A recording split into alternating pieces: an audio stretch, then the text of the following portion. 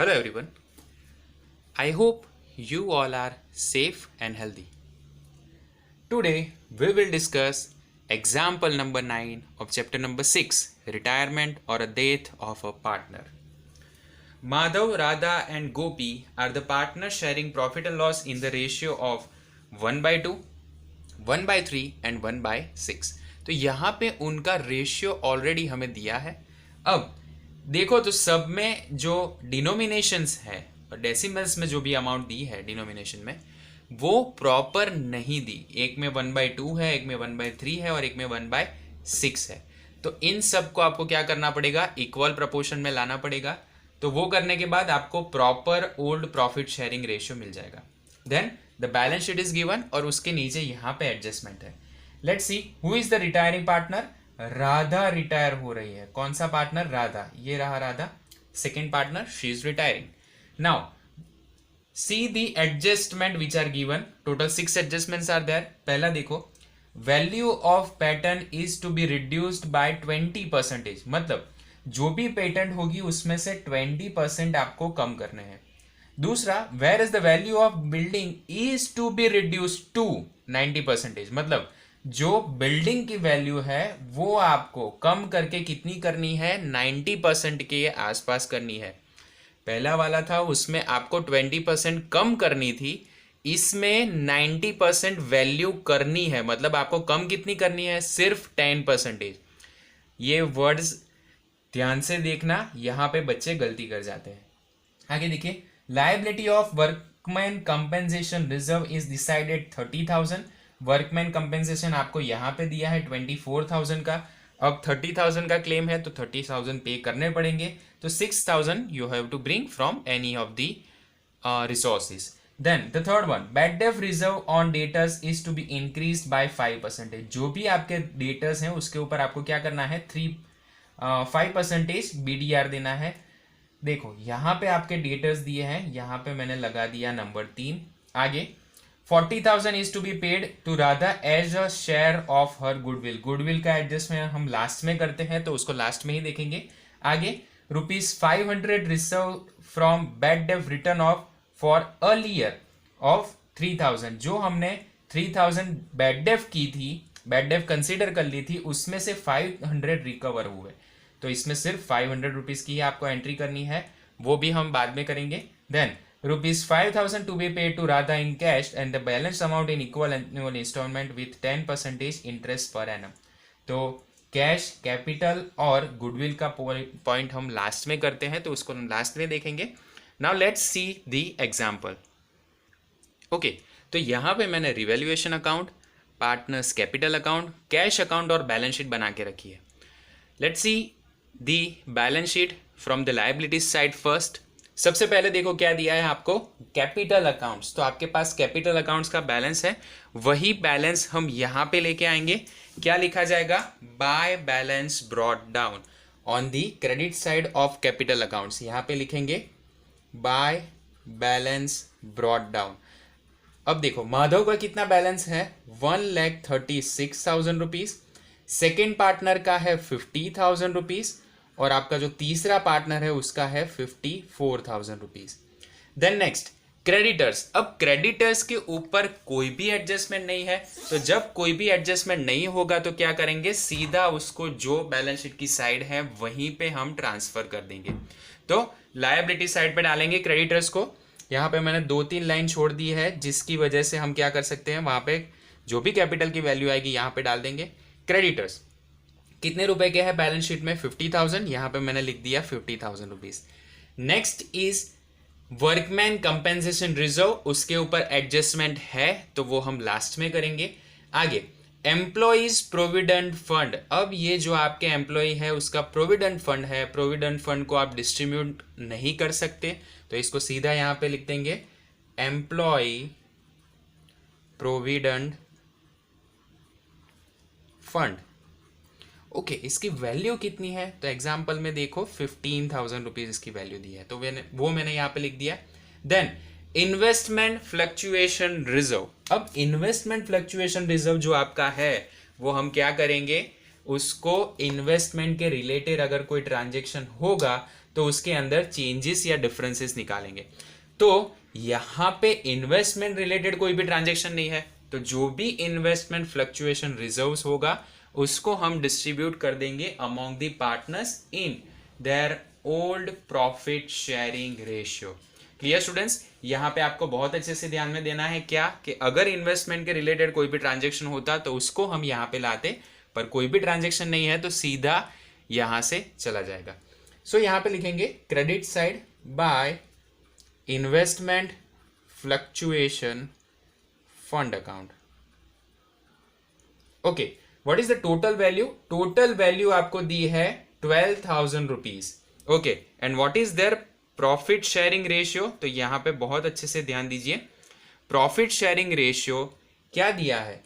1/2, 1/3 and 1/6। Okay, so we have to find out the proper profit sharing ratio. So their profit sharing ratio 1/2, then 1/3 and 1/6। इसको मुझे अगर सबके denomination same करने हैं तो मैं एक काम कर सकता हूं कि सबको 6 के डिनोमिनेशन में ला सकता हूं। जैसे कि फर्स्ट का क्या हो जाएगा? 1/2 इंटू, अब कितने से मल्टीप्लाई करोगे तो ये 6 हो जाएगा, 3/3।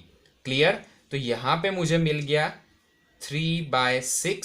सेकेंड का देखो, दूसरा हो जाएगा आपका 1/3, इसको 2/2 से मल्टीप्लाई करो तो ये आपका हो जाएगा 2/6, और थर्ड तो आपका 1/6 क्लियर है तो वो आपका आ जाएगा 1/6। सो what is there old PSR? Old profit sharing ratio उनका हो गया 3:2:1। तो अब आपको जब भी ओल्ड प्रॉफिट शेयरिंग रेशियो का यूज करना होगा तो आप इस प्रपोर्शन में 3:2:1 के प्रपोर्शन में सोल्ड आउट करेंगे। देन टोटल वैल्यू है 12,000 फ्लक्चुएशन फंड की, उसको हम डिस्ट्रीब्यूट करेंगे 3:2:1, टोटल होगा 6। सो 12,000 इंटू 3/6, आंसर आ गया 6,000 रुपीज पहले का। देन 12,000 इंटू 2/6, आंसर आ गया 4,000 रुपीज। 12,000 इंटू 1/6, आंसर आ गया 2,000 रुपीज। क्लियर? चलो यहाँ पे किसी को भी डाउट नहीं होगा। अब हम आ जाते हैं on the asset side. Asset side सबसे पहला देखेंगे, कैश अकाउंट का बैलेंस दिया है तो बैलेंस यहाँ पे फॉरवर्ड करेंगे to balance brought down, value आ जाएगी 12,000 रुपीज। यहाँ पे मैंने लिख दिया 12,000। सेकेंड, डेटर्स दिया है, डेटर्स पे एडजस्टमेंट है, स्टॉक पे कोई भी एडजस्टमेंट नहीं है तो स्टॉक की वैल्यू यहाँ पे लिखो। कितना दिया है? 62,000। आउटर कॉलम में मैंने लिख दिया 62,000। Next is investment. ओके, अब इन्वेस्टमेंट में दो वैल्यू दी है, पहला है आपकी मार्केट वैल्यू 64,000 एंड दूसरी वैल्यू है 58,000। तो हमें जब भी कोई भी पार्टनर रिटायर हो या तो फिर कोई भी पार्टनर्स का एडमिशन हो तो आपको एक ही चीज याद रखनी है कि अगर आप उस इन्वेस्टमेंट को इस टाइम पे बेचोगे तो उसके कितने मिलने वाले हैं वो सोचो। ओके, तो यहां पे मार्केट वैल्यू है 64,000, अगर आप मार्केट में सेल करने जाओगे तो आपको 64,000 तो मिलने ही वाले हैं, तो यहां पे लिख देंगे सीधा 64,000। अब आपकी बुक वैल्यू देखो कितनी है? 58,000। मतलब 58,000 एक्सपेक्टेड था पर मार्केट वैल्यू 64 है। That means there is an increment in the investment. अगर इंक्रीज है तो ये हमारे लिए अच्छी बात है कि बुरी? अच्छी बात है। तो अच्छी बात हम कहाँ पे लिखते हैं? रिवैल्यूएशन अकाउंट में क्रेडिट साइड। यहां पे लिखेंगे by investment account. What is the difference? 64 minus 58, ये हो जाएगा 6,000 रुपीज। क्लियर? 6,000 रुपीज हम यहां पे लिखेंगे। ओके स्टूडेंट्स, आगे देखो, आगे क्या दिया है? Next is your patents, building, और उसके बाद है एडवर्टाइजमेंट कैंपेन एक्सपेंडिचर। अब पेटेंट और बिल्डिंग दोनों पे एडजस्टमेंट है, पर एडवर्टाइजमेंट कैंपेन एक्सपेंडिचर क्या हो जाएगा? पुराने पार्टनर्स में उनके ओल्ड प्रॉफिट शेयरिंग रेशियो में डिस्ट्रीब्यूट हो जाएगा। तो उसको डिस्ट्रीब्यूट करते हैं। डेबिट साइड पे लिखेंगे to advertisement campaign expenditure, total value is 24,000। Okay, तो 24,000 into what is the ratio? 3/6।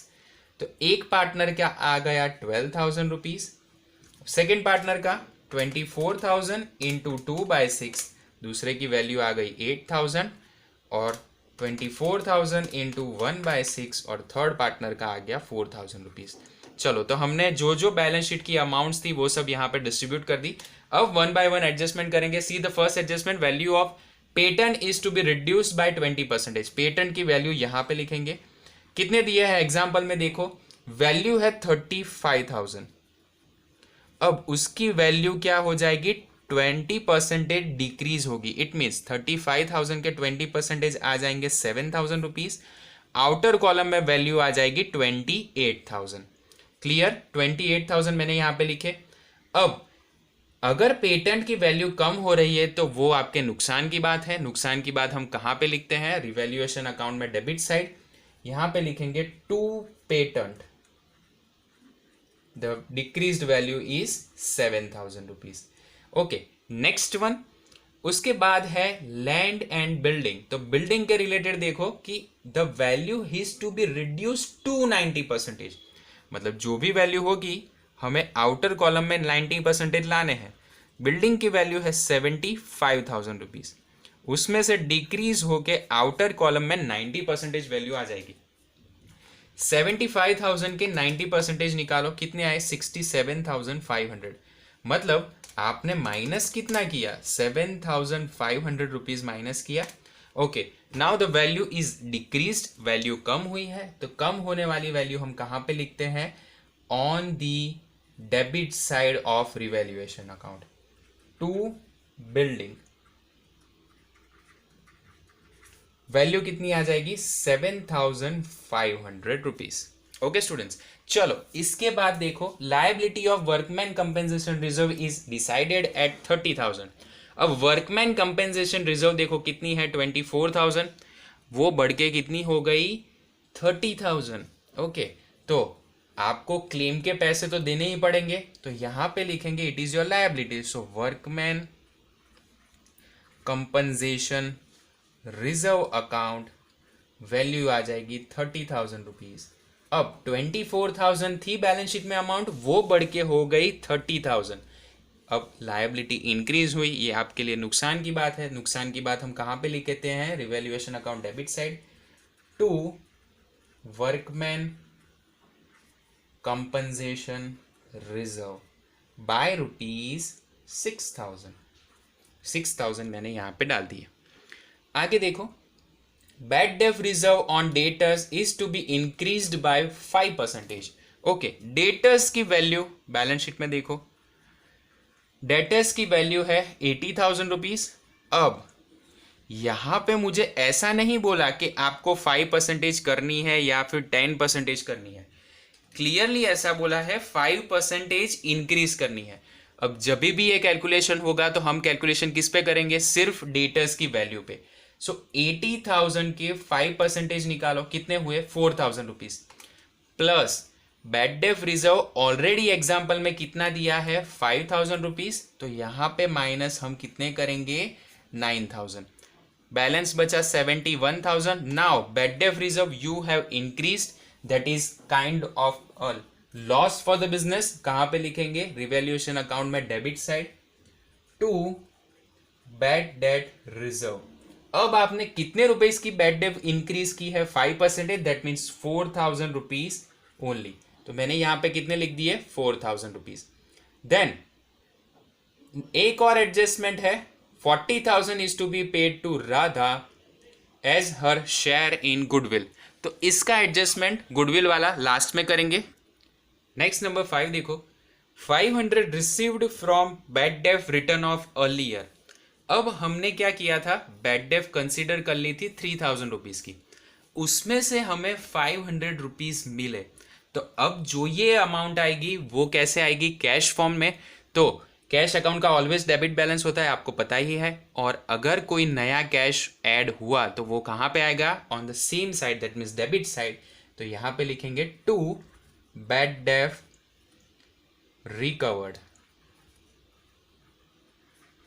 500 rupees, मैंने 500 यहां पे लिख दिए। दूसरा, अगर आपको पैसे मिल रहे हैं, that is kind of income for you, ये आपके लिए फायदे की बात है। हम लिखेंगे रिवैल्यूएशन अकाउंट में credit side by bad debt recovered 500. Okay, then next is number 6. Rupees 5,000 is to paid to Radha in cash. हमको राधा को 5,000 रुपीज पे करना है. पे करेंगे कैश अकाउंट में से कम होंगे bye partners capital account. Okay, अब पार्टनर्स कैपिटल अकाउंट लिखो या तो फिर राधास कैपिटल अकाउंट लिखो, दोनों करेक्ट है. कितनी अमाउंट हो जाएगी? 5,000 रुपीज. 5,000 रुपीज यहाँ पे लिख दिया. देखिए यहाँ पे हमने इसको डेबिट साइड क्रेडिट साइड पे डाला, बैलेंस कम होगा. दूसरी इफेक्ट, डेबिट साइड पे राधा के कॉलम में लिखेंगे 5,000 रुपीज और यहाँ पे आ जाएगा टू कैश अकाउंट. ओके, तो ये हमने सारे ऑल सिक्स एडजस्टमेंट हमने कर लिए. अब इसके बाद बाकी कैसा रहा? 4th नंबर की एंट्री जो हम गुडविल का कैलकुलेशन करते हैं वो बाकी रहा. Now for the calculation of goodwill we have to do one thing. First of all, firm की गुडविल दी है नहीं, यहां पे क्या दिया है? सीधा पार्टनर जो है उस पार्टनर के 40,000 रुपीज का शेयर है गुडविल का, ऐसा बोल दिया है. Ultimately the amount which is going to be taken by Radha it's 40,000. तो गेनिंग रेशियो फाइंड आउट करना पड़ेगा. Okay, now for that what you need for gaining ratio, to find out the gaining ratio you need the old profit sharing ratio as well as the new one. अब यहाँ पे old profit sharing ratio आपके पास है पर नया वाला तो नहीं है. साथ ही ऐसा कुछ भी नहीं बोला कि कौन सा पार्टनर कितने प्रपोर्शन में ले जा रहा है, कौन सा लेके आएगा, कुछ नहीं दिया. तो जो उनका ओल्ड प्रॉफिट शेयरिंग रेशियो होगा वही उनका गेनिंग रेशियो हो जाएगा. सो what is there old profit sharing ratio? 3:2:1. उसमें से राधा पार्टनर है, उसका कौन सा प्रपोर्शन है? 2 वाला. तो गेनिंग रेशियो क्या हो जाएगा? The 2 partners that are, one is Madhav and second is Gopi. तो माधव 3 और गोपी 1 के हिसाब से गुडविल लेके आएंगे. जो भी रिटायरिंग पार्टनर होगा वो पैसे लेके जाएगा तो उसका अकाउंट क्रेडिट हो जाएगा. तो क्रेडिट साइड पे लिखेंगे to Radha's capital account, to Radha's capital account. Okay, अब यहां पे वैल्यू कितनी आ जाएगी? 40,000 rupees as they have promise. तो डेबिट में 2 पार्टनर्स आएंगे. कौन कौन? एक तो आ जाएगा Madhav, so Madhav's capital account debit, and Gopi's capital account debit. अब 40,000 है, 3:1 के प्रपोर्शन में डालोगे तो 30,000 एंड 10,000 रुपीज. तो ये दोनों पार्टनर्स लेके आएंगे. सबसे पहले हम क्या करेंगे? इसकी इफेक्ट देते हैं, the most important one. Radha के कैपिटल अकाउंट में क्रेडिट साइड होने चाहिए कितने? 40,000 रुपीज. यहां पे क्रेडिट साइड में कितने आ जाएंगे? 40,000. अब 40,000 टोटल तो नहीं आएंगे, 30,000 और 10,000 होके आएंगे. अब 30,000 कौन लाएगा? By Madhav's capital account and by Gopi's capital account. Clear? तो एक पार्टनर 30,000 लेके आएगा, दूसरा पार्टनर 10,000 लेके आएगा.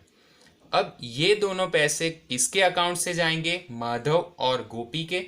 माधव के अकाउंट से जाएंगे 30,000 रुपीज और गोपी के अकाउंट से जाएंगे 10,000 रुपीज. और यहां पे लिखेंगे to Radha's capital account. Clear students? यहां पे आपको कोई भी दिक्कत नहीं होनी चाहिए. सो ऑलमोस्ट हमने सारे एडजस्टमेंट्स कर लिए. अब 1 by 1 अकाउंट्स क्लोज करेंगे. Let's close the revaluation account first. तो यहां पे देख के मुझे लग रहा है कि इस साइड का टोटल ज्यादा होगा. So let's make the total of this side. 7,000 plus 7,500 plus 6,000 plus 4,000. It is 24,500 rupees. Minus 6,500 करो, कितना बचा? 18,000 रुपीज. अब 18,000 आपको डिस्ट्रीब्यूट करना है अमॉन्ग दी 3 ओल्ड पार्टनर्स. तो यहां पे वो कैलकुलेशन देखते हैं. What is there old profit sharing ratio? It is 3:2:1. तो ये चला जाएगा कहां पे? In partners capital account, in partners capital account. Okay, what is the ratio? 3:2:1. ये मैंने यहाँ पे इसलिए रखा क्योंकि आपको पता चले कि हमने किस रेशियो में सोल्ड आउट किया है. माधव राधा एंड गोपी।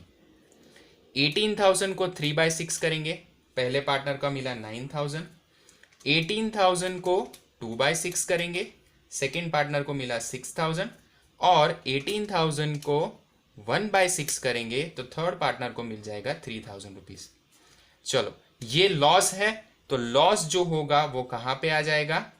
वो आ जाएगा on the debit side of partners capital account. यहां पे लिखेंगे टू रिवैल्यूएशन अकाउंट। वैल्यू आ जाएगी 9,000, 6,000 एंड 3,000 रुपीज। साथ ही साथ आपको क्या करना है? कैश अकाउंट को भी क्लोज करना है। मैं काम करता हूं, कैश को क्लोज कर देता हूं। 12,500 यहां का टोटल हो गया 12,500। उसमें से 5,000 माइनस करना है। 12,500 minus 5,000, so what is the rest of the balance? 7,500। इसे लिखेंगे by balance carry forward. Cash account का बैलेंस आ जाएगा सीधा आपके बैलेंस शीट में। So cash balance is ₹7,500 only. Then you have to make the total of partners capital account, तो वो करेंगे। Now here who is a retiring partner? तो सबसे पहले हमें टोटल करना है रिटायरिंग पार्टनर्स का। ओके, ये मैंने टोटल के लिए एक लाइन यहां पे बना दी। रिटायर पार्टनर है आपका राधा, सो 50,000 प्लस 4,000 दैट मीन्स 54,000। ओके, तो यहां पे सॉरी, ये मैंने गलती कर दी, यहाँ पे 30,000 एंड 10,000 इसमें लिखा, वो एक्चुअली आ जाएगा राधा के कॉलम में। 30,000 एंड 10,000।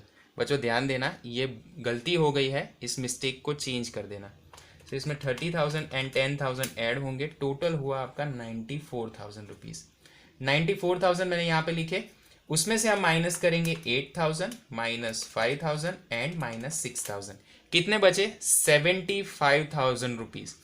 अब ये जो 75,000 है वो हो गई to Radha's loan. 5,000 she has already taken, तो ये जो भी अमाउंट बची ये सीधी कहाँ चला जाएगी? लायबिलिटी साइड पे। यहां पे लिखेंगे राधाज लोन अकाउंट ₹75,000। देन अब बाकी के पार्टनर्स का टोटल करते हैं। तो सबसे पहले हम टोटल करेंगे माधव का। 1,36,000 plus 6,000 rupees, so it is 1,42,000। 1,42,000 में से 12,000 माइनस 30,000 माइनस 9,000 माइनस करेंगे, वैल्यू निकल के आई है 91,000। So 91,000 is there balance carry forward, to balance carry forward. Then let's see the total of the second partner Gopi. Gopi का है 54,000 प्लस 2,000 रुपीज, दैट इज 56,000। यहां पे मैंने लिखा, यहां पे फॉरवर्ड किया, उसमें से हम माइनस करेंगे 4,000 minus 10,000 minus 3,000, so the balance is 39,000 rupees. Okay, अब ये दोनों जो बैलेंस है वो हम कहाँ पे लाएंगे? वो हम लेके आएंगे सीधा capital and liability side. Balance आ जाएगा first partner that is Madhav and the second partner is Gopi. कितना आएगा? 91,000 rupees and 39,000। The total of this two is 1,30,000। ये हो गया आपका कैपिटल अकाउंट का ट्रांसफर। टोटल करो, 130 plus 50,000 plus 15,000 plus 30,000 plus 75,000, so the total is 3 lakh rupees. यहां पे मैंने लिखा 3 लाख। अब हम टोटल करेंगे असेट साइड का। 62,000 plus 64,000 plus 28,000 plus 67,500 plus 71,000 and 7,500, so total is matching on both the sides. दोनों साइड का टोटल मैच हो गया 3 लाख रुपीज। सो यहां पे हमने पूरा एक एग्जाम्पल नंबर 9 देखा। अगर आपको कोई भी डाउट है please mention that in comment section, so I will try to solve all your doubts over there. अगर कोई भी दिक्कत हो रही है, कोई भी इलस्ट्रेशन आपको पता नहीं चल रहा, प्लीज मेंशन कीजिए कमेंट में, मैं ट्राई करूंगा कि उसके रिलेटेड वीडियोस लाऊं। आपको इस चैप्टर में यही चीज ध्यान में रखनी है कि डेथ के रिलेटेड कोई भी एग्जाम्पल नहीं करना है, वो एग्जाम में नहीं आने वाला। अप टू 14 करो, 15 बस, और उसके बाद के एग्जाम्पल्स मत करना। इलास्ट्रेशन में भी वैसा देख लो, एक बार बोर्ड की ब्लूप्रिंट के हिसाब से काम करो, साथ ही साथ जो आपके इलास्ट्रेशन है वो सब देखना, कोई भी बाकी मत रखना। डेथ के एग्जाम्पल्स मत देखिए, वो एग्जाम में नहीं आने वाला, वो श्योर है। जीएसईबी ने अपने 30% रिड्यूस सिलेबस में वो चीज़ डाल दी है, तो वो हम यहाँ पे भी यूट्यूब चैनल पे अपलोड नहीं करेंगे। So that's all for today. Thank you so much. जय हिंद।